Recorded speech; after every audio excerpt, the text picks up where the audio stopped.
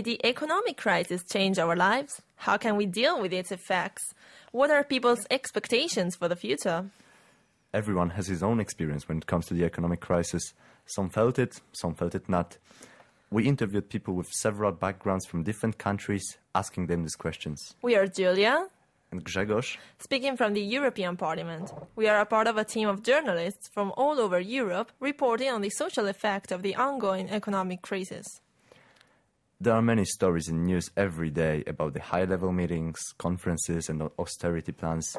We hear about troika, spreads and financial markets all the time. These are all, of course, very important topics, but we will focus on stories of people affected by all this. Our program is divided into 3 parts. We will first listen to people's stories, then we will hear about the ideas they found to deal with the crisis, and in the end, their expectations for the future. So let's start with people's personal experiences during the crisis. Have they felt it anyway? Do they have problems struggling for money or job? Or maybe they are well off and don't really see the problem. Let us hear some opinions collected on the streets of Brussels by our reporter Indré ANSKAITYTÉ from Lithuania. I live in Brussels, but I'm Portuguese.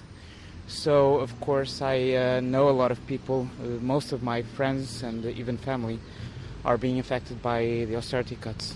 They have lost parts of their salary, their vacation allowance. Some of them are in unemployment now. It's enormous, historically high. We never had this kind of unemployment rate. So. Not so much. I'm French, and currently we are in austerity, but without cuts in our wages. But we know that, for example, the countries of the south, it's really a very, very difficult period. Yes. Business is down. I'm a lawyer in private practice, and we are less busy than before the crisis. Yes. Well, we have to be more careful with what we spend. It's no longer possible to save, put it that way. No more savings. My family's Portuguese, so I think the answer is self-evident. A reduction of income, increase in tax revenues, VAT and so forth. I am the director of a cultural center for the European institutions, and in fact before the crisis finance was much easier to run projects. We had to design new ideas. After 2008 things changed drastically, so we're managing, but we had to find a different dynamic. To be honest, probably not too much. We're both public servants, and while our pay has been freezed, I've a lot of friends who probably had trouble getting jobs and that kind of thing, and are probably people who've gone to university and are working in shops and that kind of thing afterwards, where they didn't get the opportunities that they probably could have or expected to. There are several countries and professions that felt the crisis stronger than the others. I've interviewed one other participant of our seminar, Rodrigo from Spain. He's a journalist and he explains how the economic crisis affected his professional life. Can you tell your name and where you're from? My name is Rodrigo Llamas. I'm from Spain. You are a journalist, right? It's supposed. What did you study? When did you start work? I finished my degree in 2005, and after that I began a master's degree in political communication, and at the same time a job was offered to me, and I took it for sure. And I began to work in 2006. I'm working for a regional public television. It's my work since 2006. I was playing many roles as editor, as also presenter, also a lot of things. Local news, international news. I was going around different desks and learning what. Did the economic crisis in Europe affect you personally in any way? Of course, it affected. From some months ago, because it's a public station, we suffered the public cut. We are working more hours for less money. We have less mates. We are less less everything, every day less. And the problem is we don't see a solution to this question. When did the cuts happen? How did it affect your job? Of course it affects my job because I'm in the street, I can watch every day what's happening, but in a personal way, I think the cuts, the direct cuts began in 2009, maybe 2010, with a salary cut, about 5% for any public employee in Spain. And after that, there were more cuts, about more taxes, more time we have to work. This year I was fired because some decisions taken in the company, and after that they call me back to work, but never mind with the same conditions. I am working now for weeks, for months. I don't have a fixed contract, and it's a problem because if you are dealing to have a future, you cannot have a future without a fixed contract or some expectations. Because in Spain, journalists is bad. The problem is not journalists. I think the problem is media, because you cannot work as a freelance in Spain because there is no media paying for it, and we cannot work for nothing. I don't think a journalist can write a great history without money. We shouldn't work without being paid. What do you think about your current situation, and what, not only yours, but also your friends or your colleagues? Okay, I think since the crisis explodes, more than 8,000 journalists were fired in Spain. And these months are going to be fired more and more. It is said that this year maybe 4,000 people who has a journalist degree out of labor market. And as I said, I think it's a media crisis. It's not a journalist crisis, because I have very good mates, very good colleagues which work hard every day, but they cannot sell news. Let us now have some broader perspective on the journalism's problem in general. This is our reporter Silvia Balducci from Italy. Journalism is changing. During the last years, commentators have often cried about the crisis of journalism. It's really a crisis, or is only a transition? Two young and well-prepared Italian journalists give us their opinion about the situation in their country. Jacopo Matano is 28 years old and he works for Radio 24. There is an entire generation of young journalists in Italy that think it is pretty impossible. And the reason it is not just the economic crisis or the fact that newspapers are not selling anymore. See, the information and communication system in Italy is subject to a very strict labor legislation. We have a state collective labor agreement for journalists that protects the adults and elderly professionals and completely exclude the young ones because of the high costs for the media companies. Newspaper and TVs are not hiring, and most of the young reporters are interns or contributors with very low pays. Walter Milan is another Italian TV journalist. During the last year, he worked for Sky. Yes, now it's quite hard to find a job in a newsroom or even in a television or even in a journal, because the market of journals and media in general is very straight. So the editors spend less and less year past year, and now the best way probably is the internet journalism. For sure, newspapers are in decline, but not the entire sector. Online media and also independent reporting are growing fast. The challenge for young people is to take advantage of this change.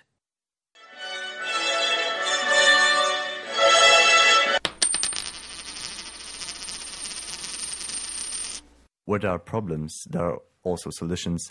Sooner or later, people find ideas to deal with hard situations. In this part, we'll concentrate on ideas people found to deal with the crisis. Let's start with voices collected by our reporter Indré in the streets of Brussels. Well, work more and be careful. Immigration. That affected everybody. Well, personally, it was okay for me because I live here, but I'm talking about my brothers here, so who lost jobs. One friend, she applied for so many jobs. She had hundreds and hundreds of rejection letters before she eventually got one, but she did work hard and she did eventually get one, and now she's happy, but it was really tough for her with so many rejections. Before, the way we used to work is we used to launch projects, and we knew that one way or another finance would be there, but after 2008 things changed, and we learned how to be more disciplined and how to cut budget but not quality. So I think we learned a lot from the crisis. It's something positive that came with the crisis. Decrease unnecessary expenses. Well, I started just studying it abroad and managed to find a job abroad and just stayed here, and I'm not planning on going home anytime soon. Let's get back to Rodrigo now. Did he find any solution to his problems? What are journalists doing in order to get along with the situation? The more of them, I think they are beginning multimedia projects or something like this, and trying to fix their public or their people who like to read their histories, and trying to find a way to deal with crisis, because when you don't have money and you aren't paid for doing your job, you need to keep this kind of work. What are you trying to do now in this situation? I'm looking for many things. First, I applied for these European Youth Media Days, trying to meet people, open my mind, look for this great idea. What are your expectations for the future? Do you expect something?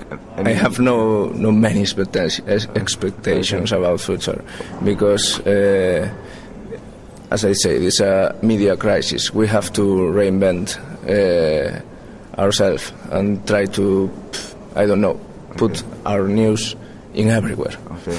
And what do you think should be done to change it?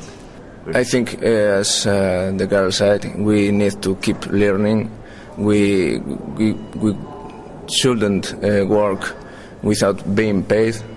For me, it's the important thing, because if there is any journalist working for nothing, it's killing the other journalists. And what would you expect politicians to do in this situation? What would you expect from them? I don't really expect nothing from them, because they are dealing with the economic crisis. They are not dealing with social crisis, and as they don't see the social crisis or the social effects of economic crisis, they can't do anything. So far we have talked about the crisis and the way it affects people around Europe, but if we take a closer look, we will discover the other, brighter side of the crisis. Silvia BALDUCCI and Dimitris EMEA, our reporters, are reporting on that. This side is about inspired young people who use their brains, their creativity, their talents and their skills in order to find a smaller or a bigger solution out of the financial crisis. The solution to them is to entrepreneur, in other words, to build their own businesses, translating their intelligence into a job. Entrepreneuring for them is not just creating a company to make profits, but it's also a call for action to young people to turn the old Europe younger, as Dimitris EMEA, of Greek origin, president of the Confederation of Young Entrepreneurs, has put it, in order to escape the crisis. Europe has huge bureaucracy, very low efficiency, and the crisis is a call for action to become efficient. So we need to inspire efficiency in the European economy, and startup companies that aim to have high growth and are innovative, is a very, very good solution for turning the European economy to an efficient economy. Startup companies are defined as newly formed companies, mainly focusing on innovating sectors of the economy, like high-tech technologies and green energy. We have talked to two entrepreneurs, coming from the field of green energy. What is interesting about their story is that they are not coming from countries like Germany, Sweden or United Kingdom, countries that have resisted the crisis in a better way than Southern Europe and already have a high level of innovating companies. But these startups are coming from Italy and Greece, two countries that have been strongly affected by the crisis during the last years. Walter Milan, 27 years old, is co-founder of Bioenergy. This Italian startup, founded in 2006, builds a series of technology plants in order to bring the photovoltaic on the roof of Italian companies, especially in industrial areas. They have also some new projects involving the use of biomaterials intending to respect the appearance of the historical areas of the Italian city, where the visual impact is very important. We choose the photovoltaic area because in Italy we needed some years ago to grow up our green energies. Until 2005 there was no photovoltaics in Italy, just traditional energies, and in some years the photovoltaic business started growing at about 1000% in a year. So the economy was stopped in the other sectors, but the green energies started to grow very, very fast. And it was a young sector. There were the possibility to enter in, even for a small company like us. Despite being a small company, Bioenergy is already growing fast. Now they are well linked to their territory and are employing 5 people. They are planning their future, trying to find new way of business and expand into foreign markets like Russia and Middle East. Our experience can be taken as a model, in my opinion. In a time in which finding a stable job is very difficult, the decision to become entrepreneurs themselves is almost inevitable. Compared to a few years ago, everything changed. Once was more frequent to search for a permanent job, but now, today, being an entrepreneur is a state of necessity. There are no alternatives. Have you got some keywords, some key concepts that you follow in your business? Let me know. Yes, the right recipe for success can be this. Imagine that you are in a kitchen, an Italian kitchen. We mixed a little madness, a great deal of sacrifice, and peppering everything with a bit of luck. The recipe has been successful, and these are the key words to launch a new business project. Greece offers another good example of how investing in innovating technology can be a way out of the crisis. Vasilis Nikolopoulos, 37 years old, founded Intelen, a startup company specializing in cloud-based services for managing solar parks and photovoltaics, while he was still a PhD student in the University of Athens. The problems his company faced after the crisis was a lack of funding into the technologies Intelen had developed and a market in which you couldn't sell because of the concerns of your customers. The solution he has found? Extroverting. As he put it, develop local, expand global. The problem here in Greece is not the engineering level of the minds. We have great minds, we have great engineers with many ideas. The problem is how to sell to a market, to a financial sector that has a lot of problems. So the solution would be to extrovert, to take the services out of Greece, expand them in Europe, expand them in the United States, where the smart grid market will be a $20 billion market up to 2020. But we will keep the operations, actually we will keep the development and the research in Greece, because the salaries right now are really low comparing with the United States. We have the flexibility to work here, and actually our services, because they are based on the cloud, they can be being scaled up pretty fast. So we will keep the development here, we will keep the operations, the basic operations, but the management and the business will be directed to the United States. For him, entrepreneurship could be the solution for Greece to escape the financial crisis, in the sense that you are not only finding a job for yourself, but most important, you are creating jobs for other people. Now there is one and only choice to become an entrepreneur because the things are really bad, so you don't have any other exit, you don't have any other things to do. Either you will become an entrepreneur and do something from by your own, or apparently you will leave the country. So I think the answer would be that all young people, they have a great opportunity right now to create something new, to create new jobs, to create development, to speed up local development in Greece, and I think this is the best answer to the crisis right now. The startup philosophy, that means managing new businesses, could represent a real opportunity for young generation to get over the crisis. A little bit of creativity and the right amount of responsibility could help young people to find their own solutions. As Dimitris EMEA, president of the European Confederation of Young Entrepreneurs, has put it, the generation of 2010, that is the people between 20 and 40 years old, have to claim power and responsibility and turn Europe young again. For him, the best way for this to be done is by doing business. Doing business actually is the best and the only way for successfully integrating Europe. If Greeks start doing business, commerce with Polish and with Portuguese, having in mind that this is domestic business, then European integration will only be a natural consequence. It will come. So that's the message. So with entrepreneurship, we can turn Europe young again. We have heard the interesting businessman's perspective, but there are also other, more critical opinions. HELSETH from Norway talked to people protesting in front of the European Parliament who are pretty critical of the system as a whole.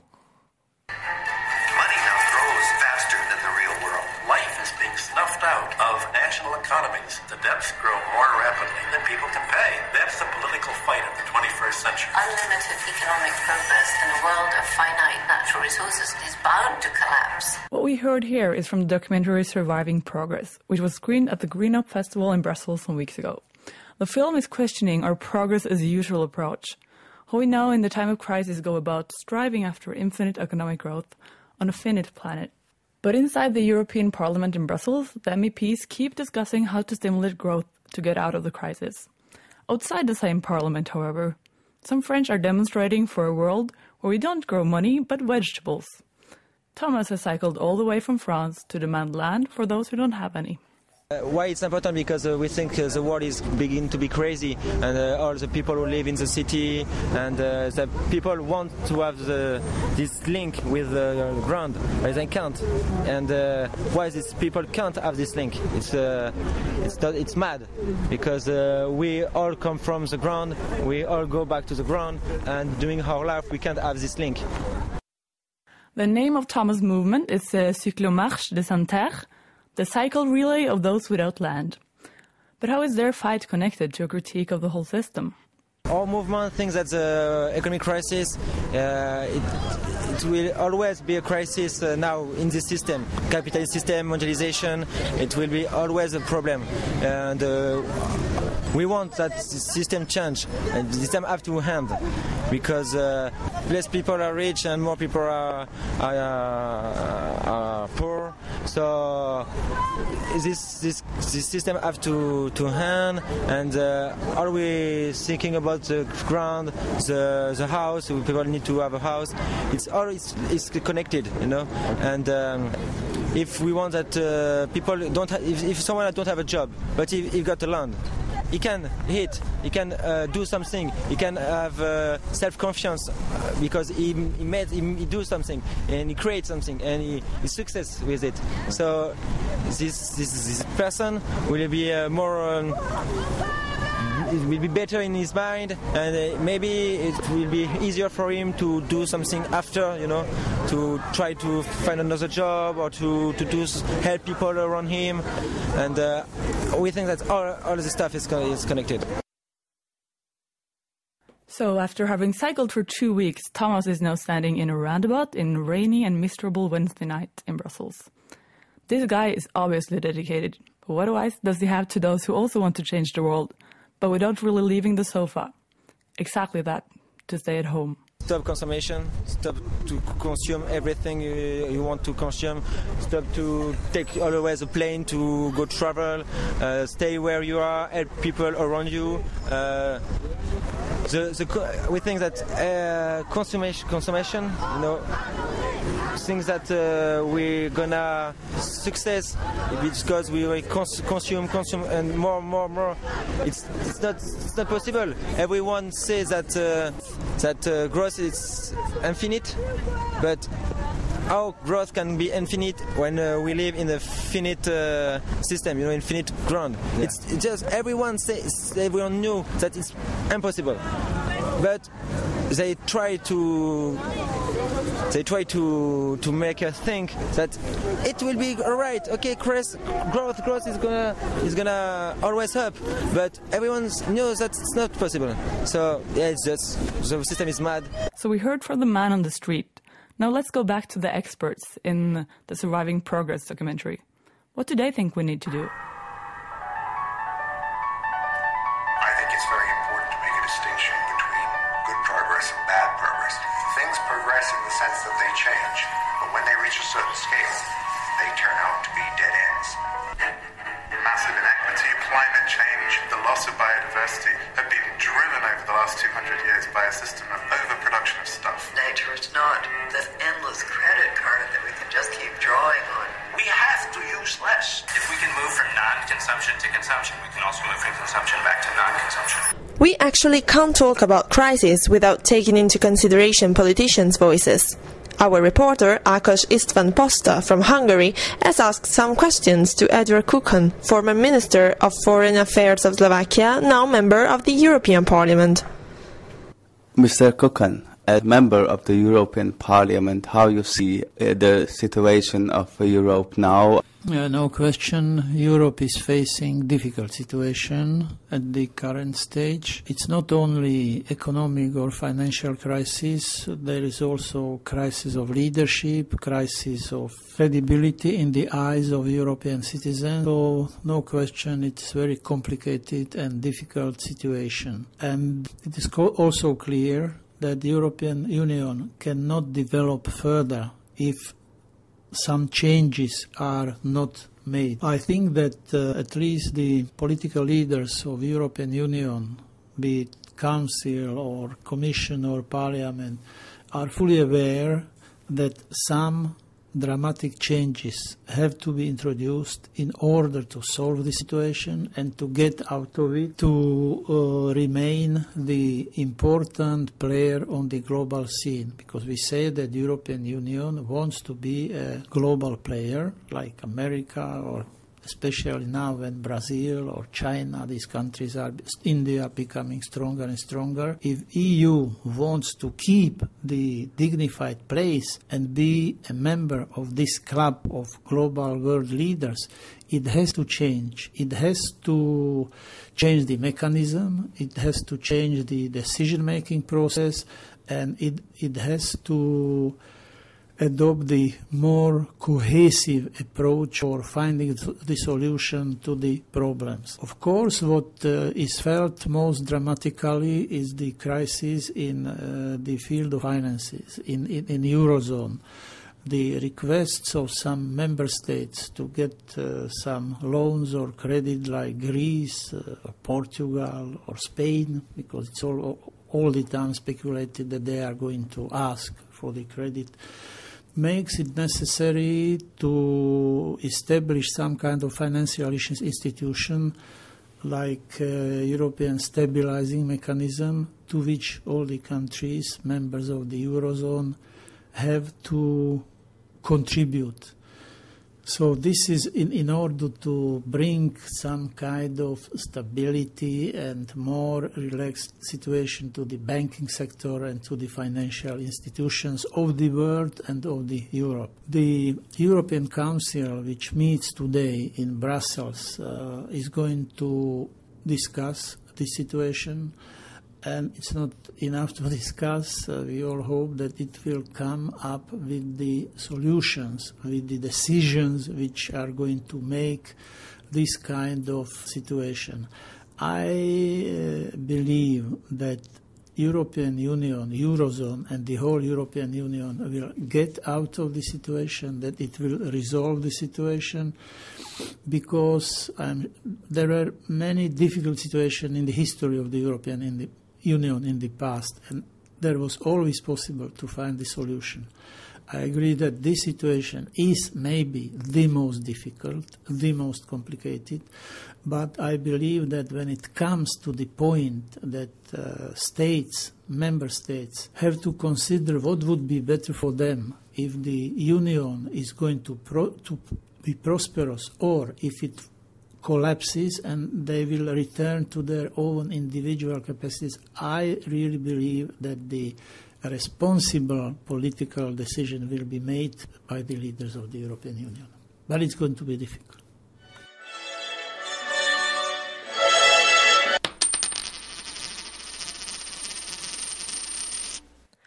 So, we have the problems and the solutions. But are they the right ones?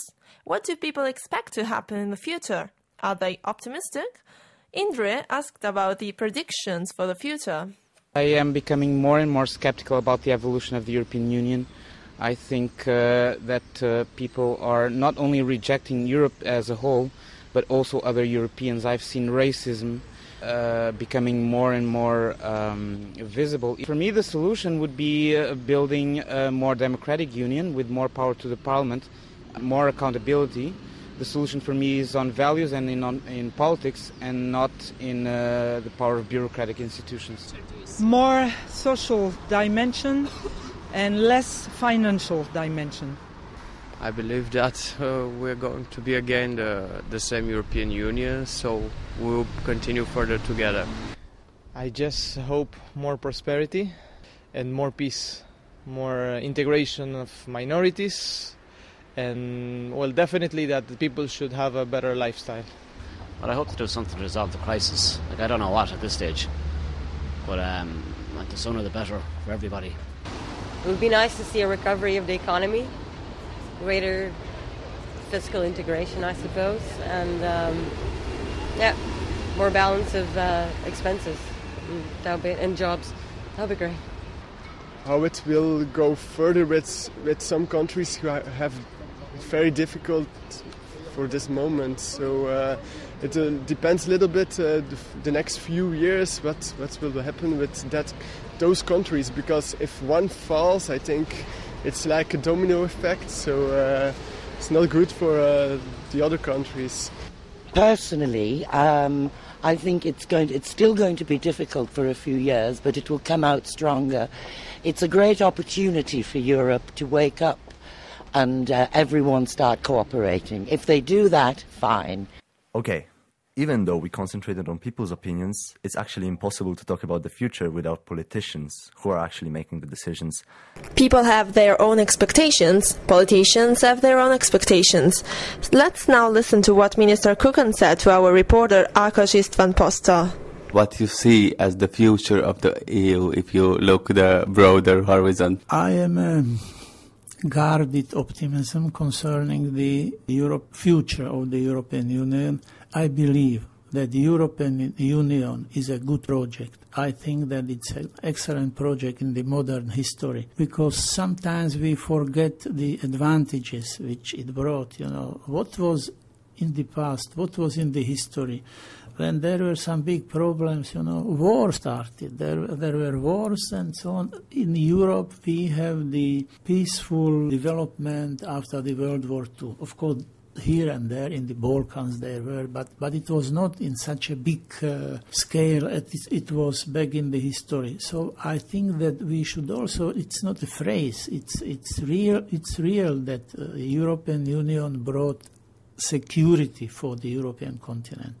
It brought prosperity for the former Soviet bloc countries. We are living much better now. We enjoy much more democracy, much more possibilities. Young people can travel, study everywhere, and it's a tremendous change when we compare the situation which is in our countries now which was there when we were part of the Soviet bloc. And people sometimes think that it's automatic. It's not automatic. It was necessary to work hard to get this kind of development and this achievement. So I believe that the European Union will find the solution that will be contribution to get out of this difficult situation, of this difficult crisis, and the European Union will function future well. Of course, as I said in the beginning, there must be changes. There must be changes. I don't know how concretely it's going to look like, but European Union has to be more homogeneous, should be much more coordinated.